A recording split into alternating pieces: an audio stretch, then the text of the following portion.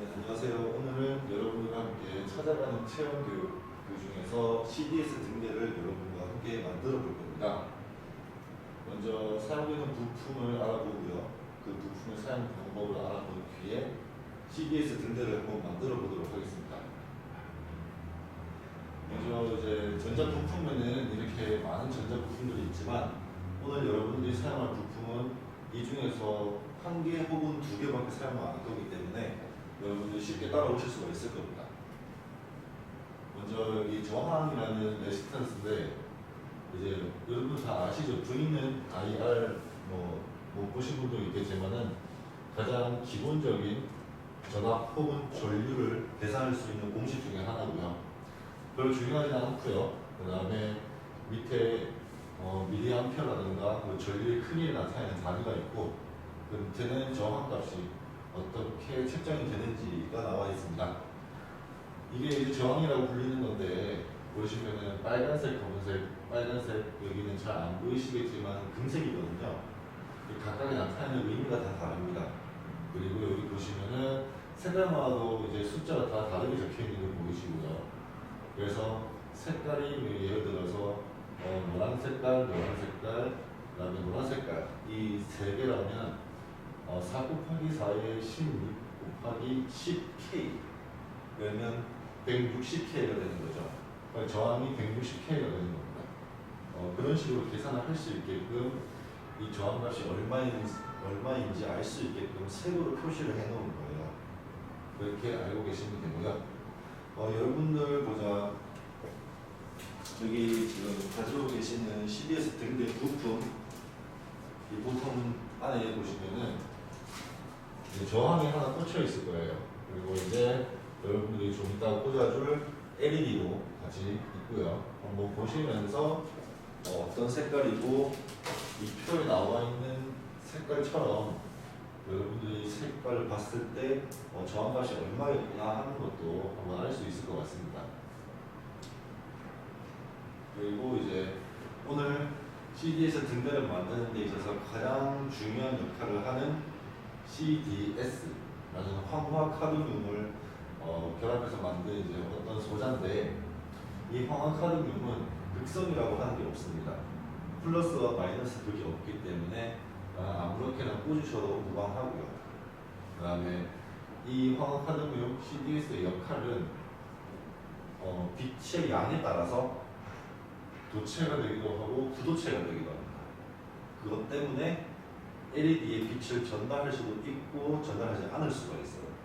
무슨 말이냐? 한번 읽어드릴게요. 빛이 없는 어두운 곳에서는 저항값이 높아집니다. 자, 저항값이 높아진다는 말은 여기 보이시나요? V는 IR에서 저항이 높아진다. 예를 들어 우리가 사용하는 건전지 있죠. 건전지가 뭐 9V라고 하면은 9V라고 일정하죠, 전압은. 그럼 전압은 제어를 시킵니다. 근데 저항값이 높아지는데 전압이 그대로라면 전류값은 낮아지게 되는 거죠. 예. 그래서 전압은 전류와 저항은 서로 반비례 관계에 속합니다. 그래서 저항값이 높아지면 전류가 잘 흐르지 않게 되죠. 그 말은 부도체, 전기가 흐르지 못하는 물체로 바뀌는 겁니다. 반대로 빛이 잘 비춰지게 되는 경우 저항값이 낮아지면 전류가 높게 흐르겠죠. 전류가 잘 흐르기 때문에 도체의 역할을 하게 해주는 겁니다. 이게 지금 CDS의 역할이에요. 그런데 이게 과연 어떤 거하고 상관이 있냐 나중에 보실 건데 이 CDS 다음에 연결되어 있는 부위가 여기 보시면 LED입니다. 이 LED가 켜지고 꺼지는 역할을 이 CDS가 해주는 거죠. 예를 들어서 어두운 날 밤이거나 어두운 날에 빛이 없는 어두운 곳에서 저항값이 높아지게 되면 전류가 낮게 흐르기 때문에 이 낮게 흐르는 걸 스위치를 켜주는 걸로 인식을 하게 됩니다. 그러니까 밤이니까 불빛을 밝혀야겠죠.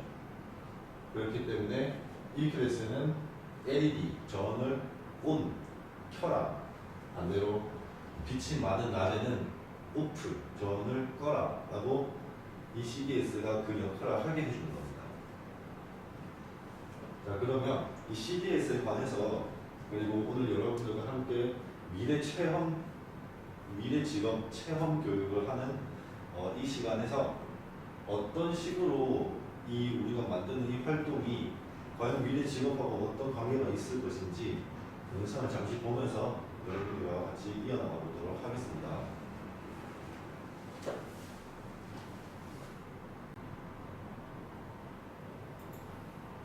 해가 지고 밤이 되면 어둠도 함께 찾아옵니다. 빛이 없으면 활동하는 데 어려움이 있기도 하고 위험하기도 해서 과거에는 치안 유지를 목적으로 야간에 통행을 금지하는 제도가 있기도 했습니다. 하지만 요즘에는 어둠이 깔려도 길거리에 가로등이 많이 있기 때문에 밝은 빛을 받으며 밤에도 생활할 수 있습니다. 그런데 생각해보면 참 신기한 게 가로등을 켜고 끄는 사람은 본 적이 없는데 밤이 되면 켜지고 아침이 되면 꺼집니다. 마치 스스로가 아침과 밤을 아는 것처럼 말이죠. 가로등은 어떤 원리로 작동하는 것일까요? 우리나라에 가로등이 처음 들어온 것은 1897년으로 지금처럼 전기 가로등이 아니라 석유 가로등이었습니다. 석유는 사람이 직접 채워야 했기 때문에 이때는 가로등직이라는 직업이 존재했습니다. 시간이 흘러 전기 가로등이 만들어졌고 가로등의 일출과 일몰 시간을 입력해 놓는 타이머 방식이나 가로등 통계서가 무선으로 원격 조작하는 방식으로 발전되면서 가로등지기는 역사 속으로 사라지게 되었죠. 하지만 타이머 방식은 계절에 따라 시간을 바꿔줘야 했고 원격 조작은 너무 멀리 있는 경우 작동이 잘 되지 않는 단점이 있었습니다. 그리고 날씨가 갑자기 흐려지거나 안개가 끼는 날처럼 낮인데도 어두워 가로등을 켜야 하는 경우 빠르게 대처하지 못했습니다. 그래서 빛을 감지하는 센서를 부착해 가로등이 자동으로 켜지는 방법으로 바뀌게 되었습니다. 이런 방법은 카드뮴과 황해화합물인 황화카드뮴셀이라는 광전도 소자를 이용한 것입니다. 광전도 소자는 빛이 들어오는 양에 따라 저항값이 변화하는 특징을 가지고 있습니다. 전류가 잘 흐르는 물체를 도체라고 하고 전류가 잘 흐르지 못하는 물체를 부도체라고 합니다. 전류는 저항분의 전압이라는 것이 오음의 법칙인데 전류의 세기는 전압에 비례하고 저항에 반비례한다는 법칙입니다. 전기 가로등에는 언제나 일정한 전압이 들어옵니다. 이런 상태에서 황화카드뮴셀에 빛이 들어오면 전류가 많이 흐르게 됩니다. 그러면 오음의 법칙에 의해 저항이 낮아지게 되죠. 즉 빛을 받으면 황화카드뮴셀은 우체가 됩니다. 반대로 빛을 받지 못하면 전류가 줄어들고 저항이 높아져 부도체가 됩니다. 전류가 잘 흐르면 가로등이 켜져야 할 것 같지만 황화카드뮴셀은 가로등을 켜는 역할이 아니라 가로등을 켜는 스위치를 작동시키는 역할을 담당하고 있습니다. 빛을 받아 도체가 되면 스위치를 작동시켜 가로등을 끄고 빛을 받지 못하면 부도체가 돼 가로등이 켜지는 것이죠. 이렇게 황화카드뮴셀을 이용하면 낮인데도 갑자기 어두워져 가로등이 필요할 때 직접 조작하지 않아도 가로등이 스스로 켜지게 됩니다. 그리고 지금의 가로등은 GPS를 이용해 자동으로 작동하는 방식으로 바뀌고 있다고 합니다. 과거에 사용하던 타이머 방식과는 달리 지금의 가로등에는 1년치 일출, 일몰 시간이 저장되어 있고 인공위성의 신호를 받는 GPS를 이용해 먼 거리에 있는 가로등도 작동할 수 있게 되었습니다. 이런 방식을 이용하면 가로등이 필요 없는 곳은 가로등을 꺼 불필요한 전력 낭비를 막을 수 있게 됩니다. 기술이 발전하면서 전자제품도 점점 편리하게 바뀌는 것처럼 가로등도 점점 편리하고 스마트하게 발전되고 있습니다. 잘 보셨나요? 아까 영상에서 봤던 것처럼 예전에는 그 등불직이라는 혹은 가로등직이라고 불리는 직업이 존재를 했습니다. 왜냐하면 가로등 자체가 스스로가 이제 불을 켜고 끌 수 없는 상태였기 때문에 사람이 직접 가서 연료를 넣어주고 그 시간에 맞게 가로등을 켜는 역할을 했던 직업이 있었던 거죠. 하지만 시간이 지난 지금은 그런 직업 자체가 존재하지 않죠. 지금 길가에만 가도 밤만 되면 자동으로 가로등이 켜지고요. 그 다음에 사람이 지나갈 때마다 켜지는 가로등도 있죠. 그 모든 것이 이제 기술이 발전함으로써 직업군들이 이제 바뀌고 있다는 거죠. 옛날에는 조선시대 말을 타고 다닐 때는 그 횃불을 들고 다니면서 길을 비춰주는 등불직이라는 아주 옛날에 직업이 있었어요. 근데 그 직업이 가로등지기가 됐고 이제 그 가로등지기가 시간이 지나면서 사라집니다. 무엇을 말씀드리고 싶은 거냐면 CDS의 역할 또한 중요한 요소지만 시간이 흐름에 따라서 이 등대, 가로등 이걸 가지고서도 우리가 어떤 식으로 미래에 대해 직업군을 가져야 할까라는 걸 생각할 수 있게 만들어주기 위해서 방금 이 영상을 보셨던 겁니다. 자, 그래서 우리가 이제 등대를 한번 만들어 볼 건데 등대를 만들기 위해서 빛이 필요하죠. 그 빛을 내는 역할을 이제 우리는 LED, 발광 다이오드라고 부릅니다. 이 발광 다이오드는 플러스하고 마이너스라는 극성을 가지고 있었습니다. CDS는 아까 극성이 없었죠. 반대로 LED는 극성이 있습니다. 플러스를 에노드, 마이너스를 캐소드라고 부르고요. 이 여러분들 앞에 있는 그 부품 중에서 이와 똑같이 생긴 게 어떠냐면은 한쪽 다리가 길고 한쪽 다리가 짧은 겁니다. 긴 쪽이 플러스고요. 짧은 쪽이 마이너스가 됩니다. 회로도로 표시할 때는 이렇게 표시를 할 수 있고요. 그렇다고만 알아두시면 돼요. 중요한 거는 긴 게 플러스고 짧은 게 마이너스. 조금 헷갈리시다면 플러스는 획이 한 번 끊고 두 번 끊죠. 그래서 이걸 다 연결하면은 이렇게 되고요. 마이너스는 획이 하나밖에 없죠. 그래서 이렇게. 그래서 마이너스는 짧고 플러스는 긴 다리다라고 생각을 하시면 될 것 같아요.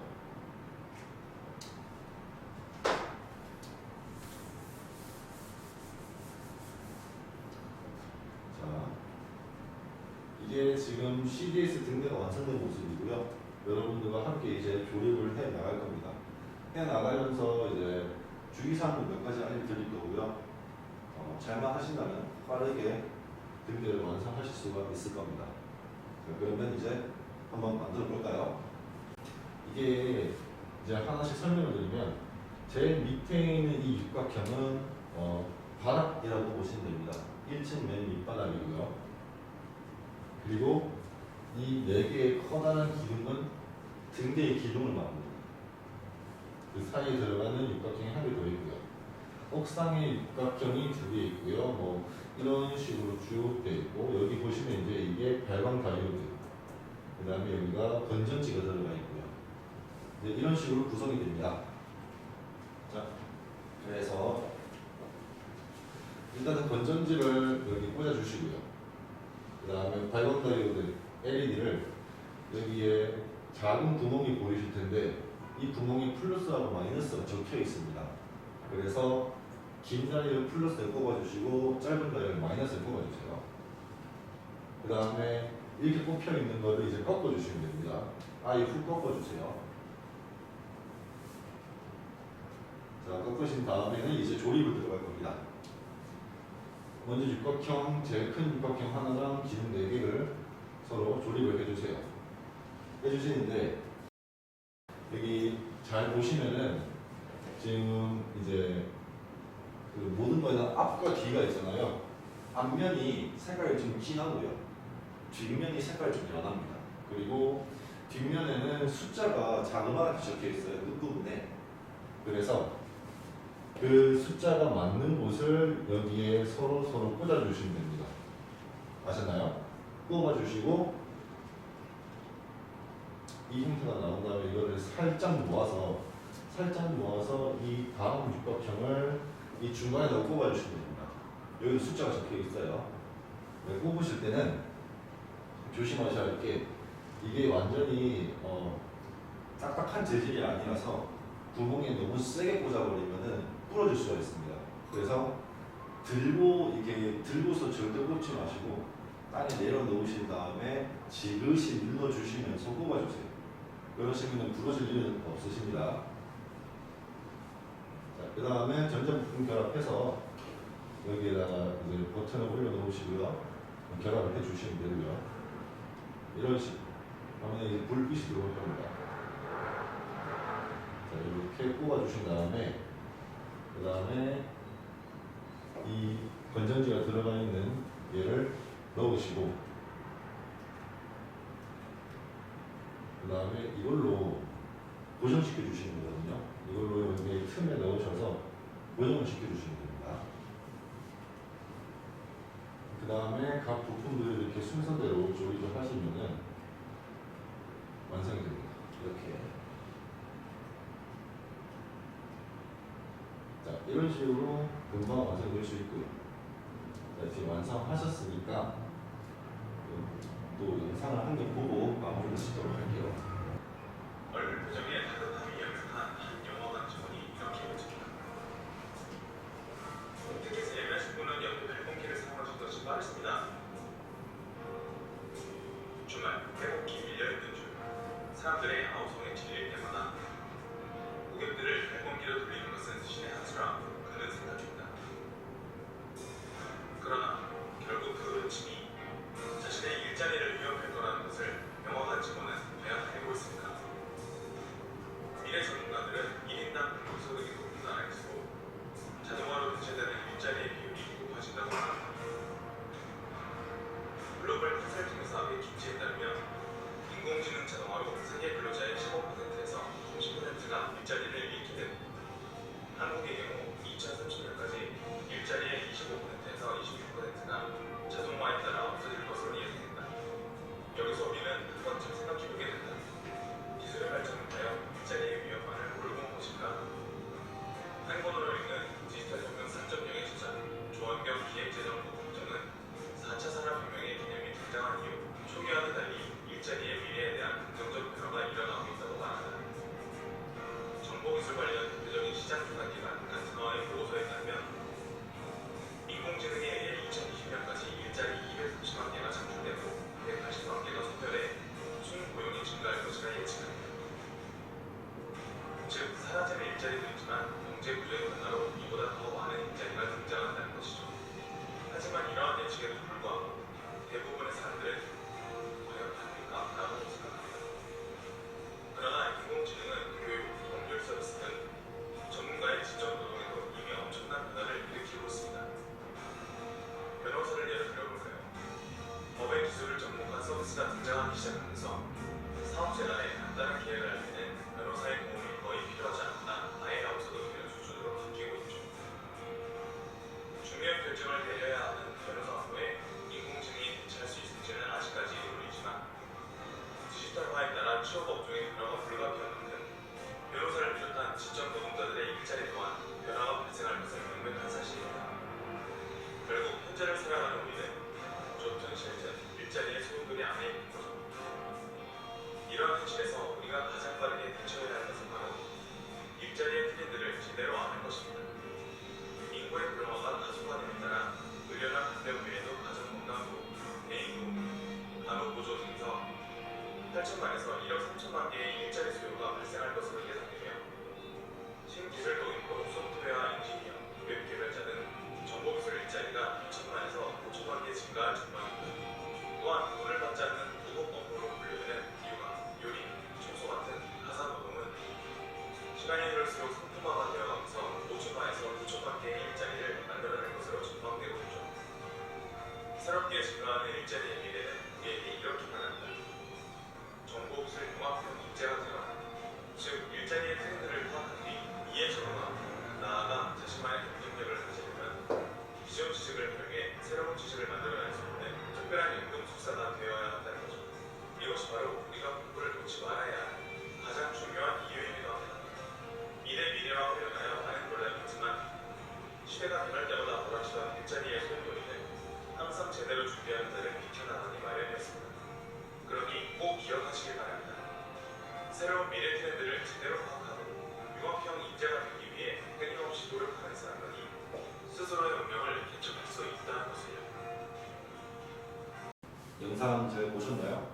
영상에서 봤던 것처럼 지금 이제 이렇게 등대 하나 가지고서 뭐 그렇게 호들갑을 떠시냐라고 말씀을 하실 수가 있지만 현재 등대 그리고 가로등까지 옛날부터 사람이 계속해서 불빛을 켜주고 조절을 해야만 했던 것들이 지금은 자동화가 되면서 사람이 필요가 없어졌죠. 그런 것처럼 그 등대지기, 가로등지기가 만약에 자신의 직업을 잃을 걸 알았다면은 먼저 다른 좀 더 멀리 내다보고 다른 일자리를 찾아서 자신을 스스로 이제 갈고 닦았겠죠. 근데 그렇지 못했기 때문에 그분들은 일자리를 잃었던 거고요. 영상에서 보셨던 것처럼 미래의 직업 트렌드, 지금 현재 우리가 살고 있는 4차 산업혁명이라고 불리는 이 시대에 AI도 있고 뭐 코딩도 있고 컴퓨터 언어가 좀 되게 중요성을 띠고 있죠.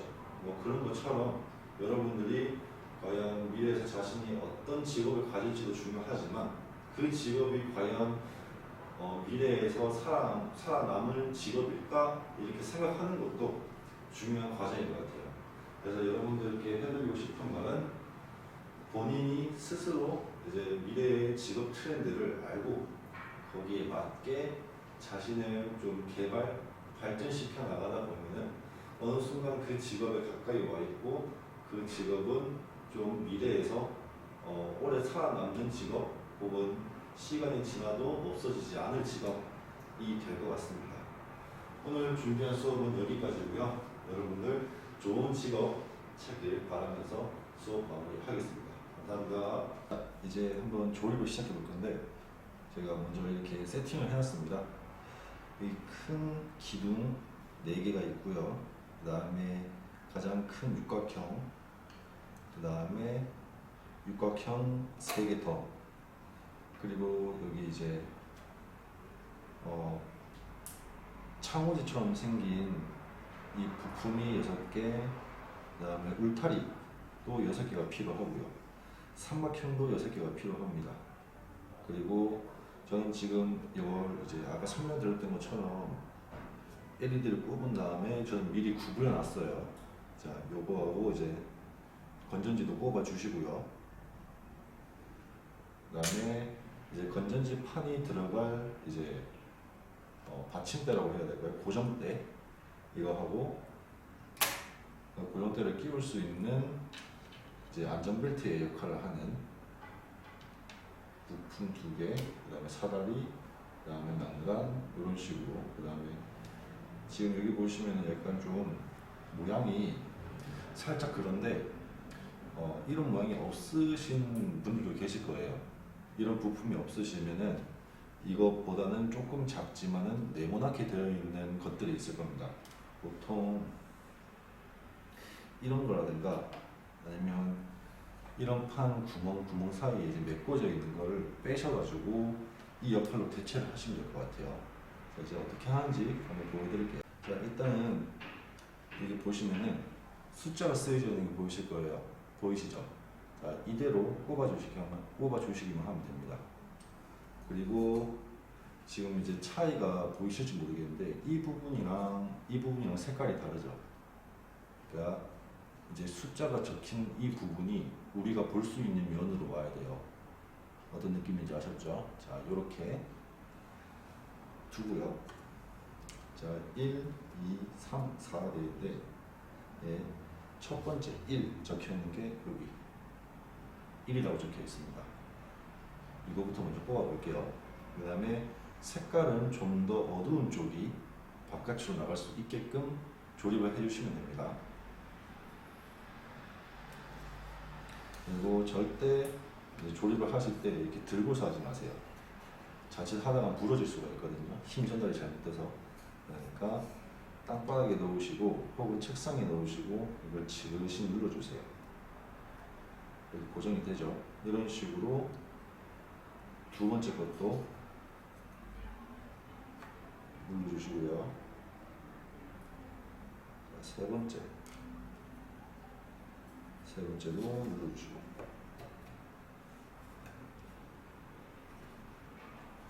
네 번째 것까지 조립을 해주십니다.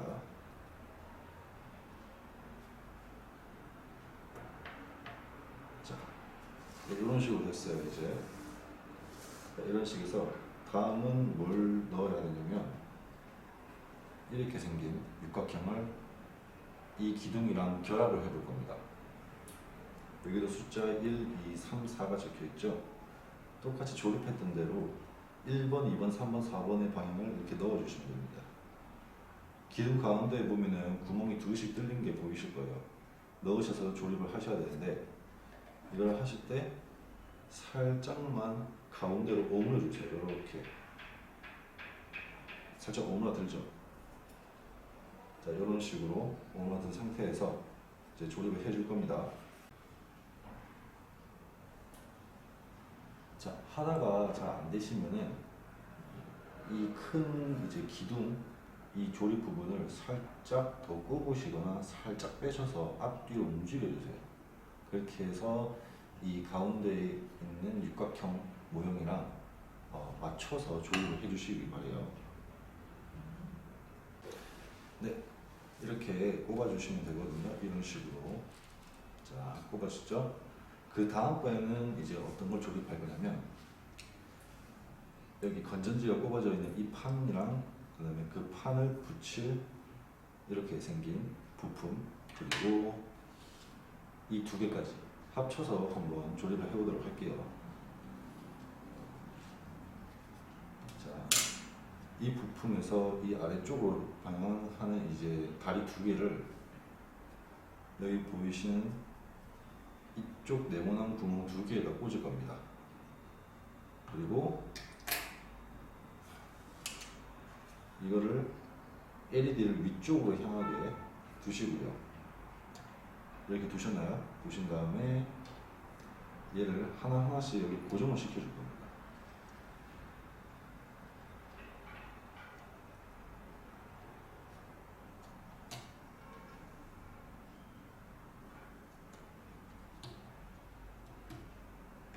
이런 식으로. 자, 이렇게 되면은 얘가 흔들리지 않죠. 자, 이 상태에서 이 안으로 살포시 넣어주세요. 이 넣으실 때 너무 확 넣지 마시고요. 밑에를 살짝 받치신 다음에 넣어주시면 될 것 같아요. 자, 이렇게 됐습니다. 다음에 할 거는 등대가 비치긴 하는데 이 불만 비춰서는 의미가 없겠죠. 위에 지붕을 하나 달아줄 겁니다. 그 지붕은 여기 이 두 개 중에서 큰 것부터 달 거예요. 여기도 1, 2, 3, 4번이 적혀 있거든요. 그리고 색깔이 이쪽이 연하니까 적힌 이 진한 색깔이 위로, 즉 바깥으로 볼 수 있게 조립을 해주세요. 그 다음에 여기가 1번, 2번, 3번, 4번이니까 1, 2, 3, 4번이 적힌 데를 그대로 이렇게 넣어주셔야 됩니다.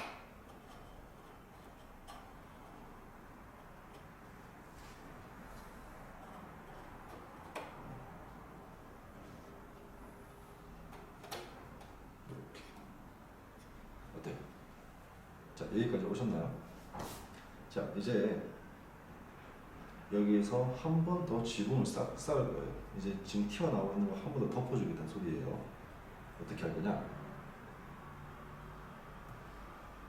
이거 보이시나요? 이걸로 조립을 해줄 건데 이번에는 이 긴 다리가 위로 향하게 해줄 거예요. 위로 향하게. 그 다음에 얘로 여기 1, 2, 3, 4번에 있는 이 라인을 각각 꽂아줄 겁니다. 자, 어떻게 꽂냐면 이 안쪽에 있는 네모 라인에 각각 꼽아주세요. 6개를 다 꼽아주시면 됩니다. 항상 위쪽에서 꼽을 때는 그대로 힘을 쭉 주시고 밑에서 손가락 하나 정도로 살짝 받쳐주시고 눌러주세요.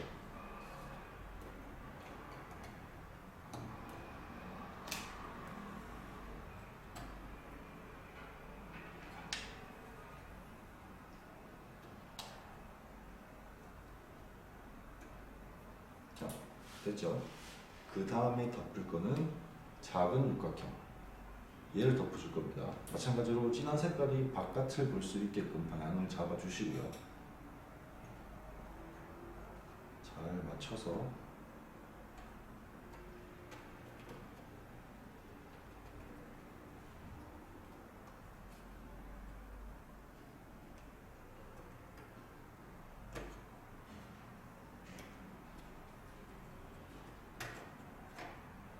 자, 이렇게 만들어 주십니다.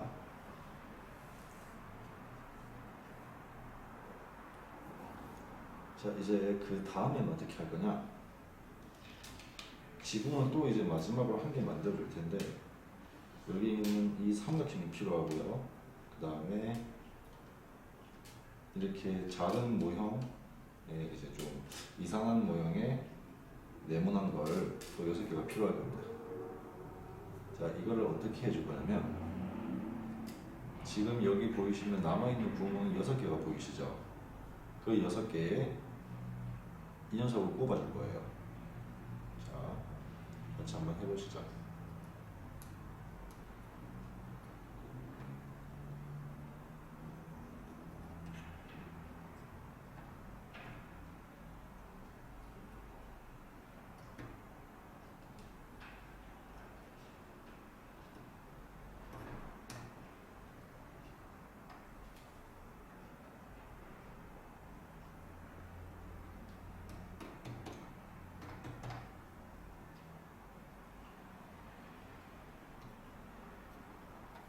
자, 이렇게까지 하셨나요? 그러면 이제 삼각형으로 지붕을 마지막으로 덮어줄 겁니다. 여기 등대 같은 거 보면은 항상 맨 위에 쪽에 살짝 둥그스름하게 혹은 뾰족하게 되어 있죠. 그거를 이 부품을 가지고 해줄 거예요. 그냥 그대로 여기 볼록 튀어나오고 있는 바깥 라인에 이 둥글둥글한 거 보이죠? 그거를 이렇게 딱 걸쳐주기만 할 겁니다. 이런 식으로. 그래서 다 하셔서 피자 한 판을 만드신다 생각하시고 한번 쭉 둘러주세요.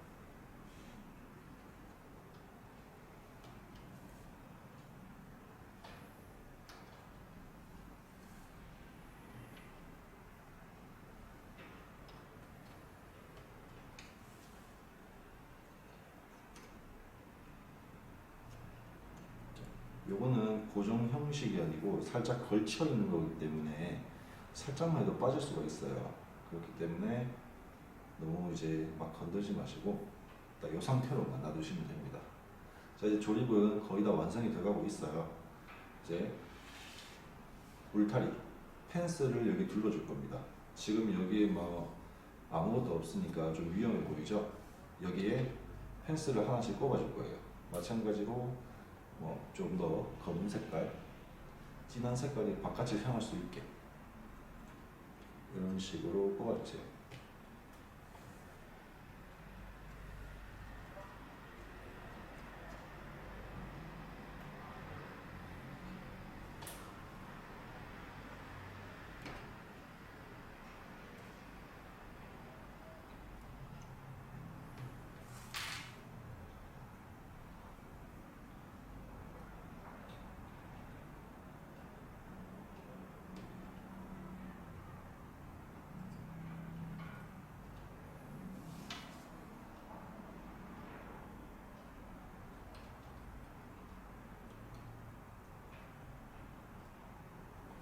자, 이렇게 펜스를 다 두르셨죠.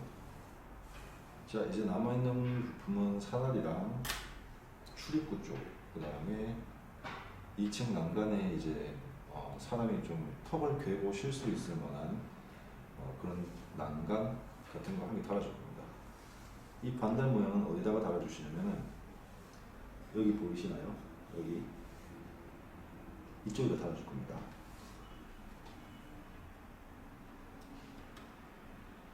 너무 세게 안 띄우셔도 되고요. 좀 불안하다 싶으면은 여기 뒤에서 살짝 밀어주세요. 이렇게 됐나요? 자, 다음에 사다리 있죠. 사다리는 여기에서 이제 여기 이 2개 구멍에 꼽아줄 겁니다.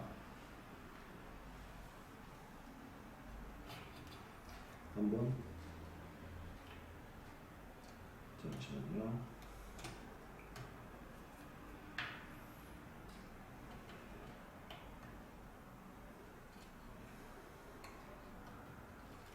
꼽아주시고 얘를 이제 안쪽으로 살짝 밀어주세요.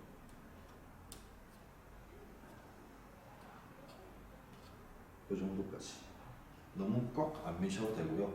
보통 이제 너무 꽉 밀게 되면은 길다 보니까 쉽게 부러집니다. 그래서 살짝 정도만 이제 고정이 살짝 되게끔만 해주세요. 마지막으로 여기 남아있는 이 2 구멍에다가 이걸 꼽아주시면 됩니다.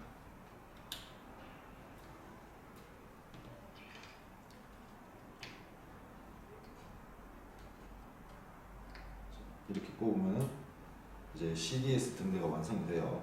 어때요? 여러분들 저하고 똑같이 만들 수 있었나요? 자, 이렇게 되면은 이제 여기 안에 있는 LED에서 빛이 오래 나오게 되는데, 현재 제 거는 이제 고장 나 있는 걸로 여러분들께 시범을 보인 거라서 불빛이 안 나고요. 그리고 지금 이제 안 한 게 있는데, 본래라면 목공용 풀이 있어서 그걸로 이제 구멍마다 이음새마다 다 칠을 해주고 완벽하게 고정을 시키는 게 원래 만드는 건데, 저 같은 경우는 그렇게 하지 않았고, 이제 여러분들은 이제 보신 여러분들은 목공용 풀을 가지고 이렇게 여기 이런데 혹은 뭐 이런데 다 붙이시면서 제작을 해봤으면 좋겠어요. 그래야 이제 안 떨어지니까요. 자, 이런 식으로 만들 수가 있었습니다. 자, 이렇게 만들면 끝이고요. 이제 만듦으로써 밤에 침대맡에 놓아둘 수도 있고, 혹은 불이 꺼졌을 때 이제 이걸 방에 놔두면은 스스로 알아서 빛을 내게 해주죠. 스스로 빛을 낼 수 있는 역할을 하게 해줍니다. 아까 말씀드렸다시피 이제 이 CDS는 불빛이 약해지면은 저항이 강해져서 전류를 못 틀게 하는데, 그게 전등을 켜주는 스위치 역할을 한다 했죠. 이제 그런 느낌으로 아마 여러분들이 집에 이제 놔두시고 방에 불을 껐다가 켰을 때 이게 불빛이 나고 안 나는 모습을 보면은 이런 원리로 작동이 계속 되는구나 하고 이제 보면서 이해를 하실 수가 있을 겁니다. 자, 그러면 이제 마지막으로 한번 넘어가 보겠습니다.